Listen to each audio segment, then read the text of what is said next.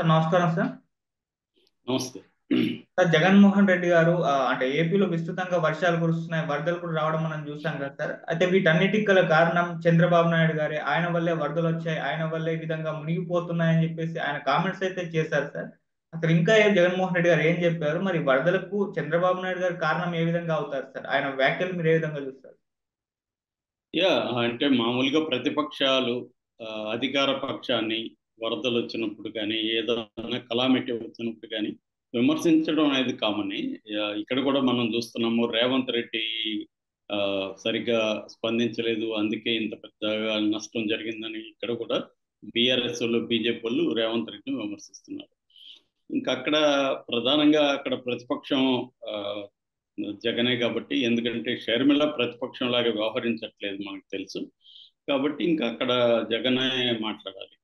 So నిన్న జగన్ అక్కడ సింగ colony అవన్నీ కూడా పర్యటించాడు. దాదాపు నడుములోతు నీళ్ళల్లో కూడా కొన్ని చోట్ల నడవాల్సిన పరిస్థితి ఏర్పడింది.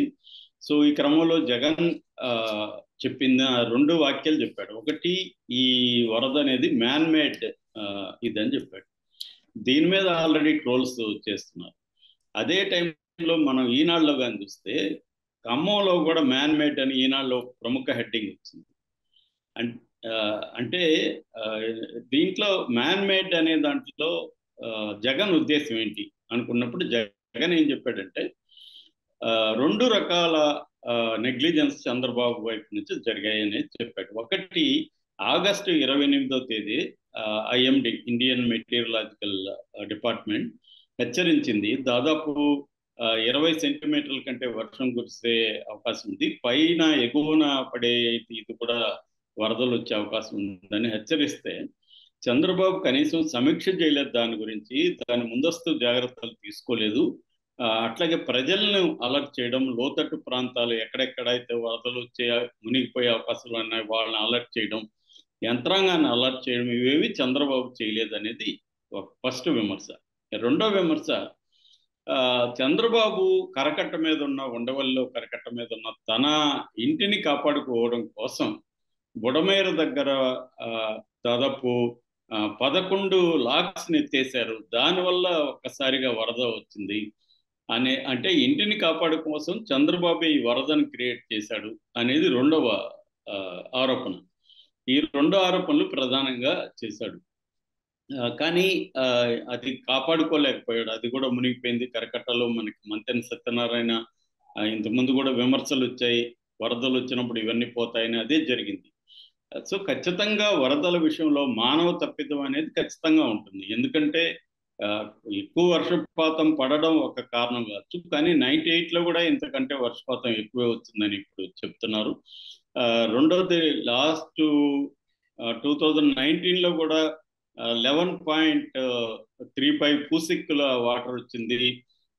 అప్పుడు దాని ఇంత నష్టం జరగలేదు. ఇప్పుడు ఎందుకు జరిగిందంటే జగన్ చెప్పేది ఏంటంటే ఫ్లడ్ క్వశ్చన్, అంటే శ్రీశైలం సాగరు, నాగార్జున సాగరు, పుల్చింతల ఇక్కడ 60-70 టీఎంసీలని తగ్గించి వాటర్ ఫ్లడ్ క్వశ్చన్ అనేది ఒక ఏర్పాటు చేసి ఉంటే ఈ స్థాయి వాటర్ ఇక్కడికి వచ్చేది కాదు, అది చంద్రబాబు ముందుగా చేయలేదనేది అతను విమర్శించాడు. సో ఏదేమైనా చంద్రబాబు దీనికి సంబంధించి ముందస్తు జాగ్రత్తలు తీసుకోలేదనేది బ్రాడ్గా ఫస్ట్ విమర్శ. రెండో విమర్శ, వీళ్ళని ఈ ముంపుకు గురైన వాళ్ళని ఆదుకోవడంలో చంద్రబాబు సరిగ్గా పనిచేయట్లేదు అనేది. అంటే వ్యవస్థని పనిచేయనీయకుండా అతనే బోట్లలో తిరుగుతూ దాన్ని ఫోకస్ చేసుకొని చంద్రబాబు చూడు ఎంత కష్టపడుతున్నాడో అనేది తీసుకొని చేసుకుంటున్నారు, ప్రమోట్ చేసుకుంటున్నారు తప్ప నిజంగా ప్రజలకి ఆహారం అందించట్లేదు. ఎందుకంటే జగన్తోనే అందరూ చెప్తున్నారు, మీడియా ముందే చెప్తున్నారు, మాకు నీళ్లు లేవు సార్, ఆహారం లేదు, మాకు బోట్లలో వేరే ప్లేస్కి వెళ్ళాలంటే బోట్లు అందించలేదు అని చెప్తున్నారు. ఇదైతే కరెక్టే, ఎందుకంటే దాదాపు 3 లక్షల మందికి పైగా అఫెక్ట్ అయ్యారు. 3 లక్షల మందికి సరిపోయే బోట్లు కావచ్చు, సరిపోయే ఆహారం నీళ్లు కావచ్చు అందట్లేదు. మనం అనేక వీడియోస్ చూస్తున్నాం, డ్రోన్స్ వెళ్ళి కొన్ని చోట్ల అట్లా ఇరుక్కున్న వాళ్ళ చోట కమర్షియల్ డ్రోన్స్ వెళ్ళి ఆహారం అందించడానికి ఒక్కొక్క డ్రోన్కి 40,000 50,000 ఖర్చు పెట్టాల్సి వస్తుంది. అందించాలంటే కూడా 1500 నుంచి 3000 వరకు వసూలు చేస్తున్నారు. ఇంకొక హృదయ ఉదారక దృశ్యం నేనే చూశాను. అదేంటంటే వాళ్ళు మమ్మల్ని కాపాడమని గజేతగాళ్ళని ఎవరన్నా చెప్తే వాళ్ళు మాకు 10,000 నువ్వు ఫోన్ పే చేస్తే నేను కాపాడుతాన్నాడు. ఫోన్ పే చేశారు వీళ్ళు, కానీ అతనికి వెళ్ళలేదు, రీచ్ అవ్వలేదు. దాంతో అతను కాపాడలేదు. కాపాడకపోతే అందులో ఒకరు కొట్టుకొని వెళ్ళిపోయి చనిపోయారు. ఇలాగా ఈ హ్యూమన్ కండిషన్ అంటే వీళ్ళకుండే ఒక వల్నరబుల్ కండిషన్ ఉపయోగించుకొని కొంతమంది ప్రాణాలతో వ్యాపారం అనేది మొదలు పెట్టేశారు. సో దీనికి కారణం ఏంటంటే గవర్నమెంట్ ఫెయిల్యూర్ అనేది ఖచ్చితంగా కనిపిస్తుంది. తగిన బోట్లు అందించలేకపోవడం, వాళ్ళని సహాయక చర్యలు ఇమీడియట్ గా తీసుకురాలేకపోవడం, ఇవన్నీ కూడా. అందుకని ఎన్డీఆర్ఎఫ్ బృందాలు రావడం కూడా లేట్ అయింది. వాళ్ళు వచ్చినా కూడా పెద్దగా వాళ్ళు ఏం చేయట్లేదు. ఇక్కడ లోకల్ పరిస్థితులు వాళ్ళకి అర్థమయ్యి వాళ్ళు దిగేసరికి లేట్ అయిపోయింది అనేది కూడా చెప్తున్నారు. అంటే ప్రాణ నష్టం అయితే ఎక్కువ జరగలేదు ఇప్పటి వరకు మన సమాచారం ప్రకారం ఆంధ్రప్రదేశ్ లో అన్నట్టుగా తెలుస్తుంది. బట్ నానా ఆస్తులు పోయినాయి, పశువు మొత్తం. విజయవాడలో ఏ రోడ్డు చూసినా అక్కడ మనకి 5 నుంచి 6-7 అడుగుల వాటర్ ఉంది. సో ఇది ఒకటి బుడమేరుని డీల్ చేయడంలో ఒక ప్రాబ్లము, ఎగువ నుంచి వచ్చే వాటర్ని కంట్రోల్ చేయడం అంటే ఫ్లడ్ క్వశ్చన్ ఏర్పాటు చేయడంలో ఒక ప్రాబ్లం, ఇవన్నీ కనబడుతుంది. వర్షం ఖచ్చితంగా అయితే పెరిగింది, గతం కంటే వర్షపాతం అయితే పెరిగింది. బట్ ఇది రావడానికి కారణం ప్రధానంగా మున్నేరు వరద, ఎగువన మున్నేరు వరద, పులిచింతల ఇక్కడ నుంచి అంతా కూడా వాటర్ రావడం, దాన్ని డీల్ చేయడంలో ఇది అయితే కనిపిస్తుంది.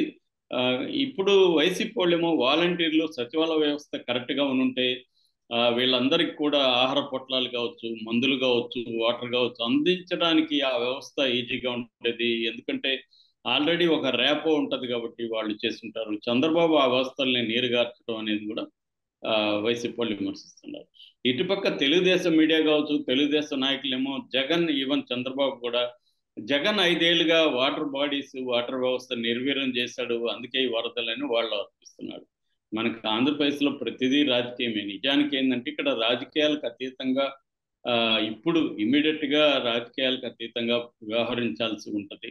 కానీ మన దేశంలో ఏంటంటే రాజకీయాలే ప్రధానం అయిపోయింది. ఇక్కడ కూడా మనం చూస్తున్నాం, తెలంగాణలో కూడా రేవంత్ రెడ్డికి వ్యతిరేకంగా వీళ్ళు ఇదే ఆరోపణలు చేస్తున్నారు. రేవంత్ రెడ్డి కూడా ముందస్తు ప్రణాళిక లేదు, అందుకని రేవంత్ రెడ్డి అలసత్వమే కారణం.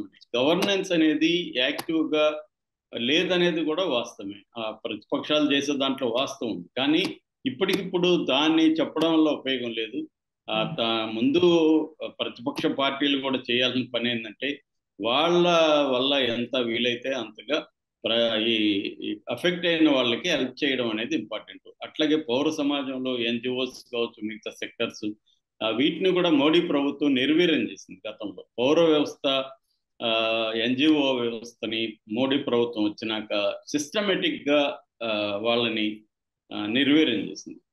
మనకు తెలుసు, మన 2009లో అనుకుంటా సునామీ వచ్చినప్పుడు ఎన్జిఓలు పెద్ద ఎత్తున వర్క్ చేశారు. దాంట్లో కొన్ని ఎన్జిఓలు డబ్బులు దుర్వినియోగం చేసి ఉండవచ్చు, కానీ ప్రజలకైతే దానివల్ల మేలైంది. అట్లాగే అంటే ఈ రకరకాల ప్రజలకి దగ్గరగా ఉండే వ్యవస్థలు అనేవి ఎప్పుడు కూడా ఇటువంటి కలామిటీస్ వచ్చినప్పుడు పనిచేస్తాయి. ఓన్లీ అధికార యంత్రాంగం మాత్రమే సరిపోదు, ఎందుకంటే అధికార యంత్రాంగం అంత లేదు, వాళ్ళు కూడా ప్రాణాలకు తెగించి పోరాలేరు, వెళ్ళలేరు, వాళ్ళని సేవ్ చేసుకునేదానికి చూస్తారు.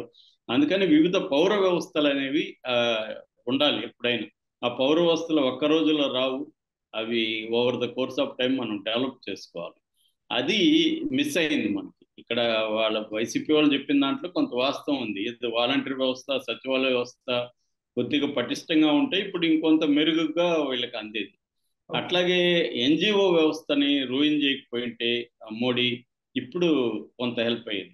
ఖచ్చితంగా ఇలాంటి వాటి నుంచి గుణపాఠాలు తీసుకొని వరదలు వచ్చినప్పుడు స్పందించడం కాకుండా ముందు నుంచి కొన్ని వ్యవస్థల్ని బిల్డప్ ఎలా చేసుకోవాలి, కొన్ని రకాల ప్రికాషన్స్ ఎలా చేపట్టాలనేది కూడా మనం చేయాల్సి ఉంటుంది. ఎందుకంటే ఎక్స్ట్రీమ్ రెయిన్ఫాల్ ఈవెంట్ అంటారు, ఇలాంటి వాటిని నిన్న కూడా చెప్పాను. ఇలాంటి ఈవెంట్స్ అనేవి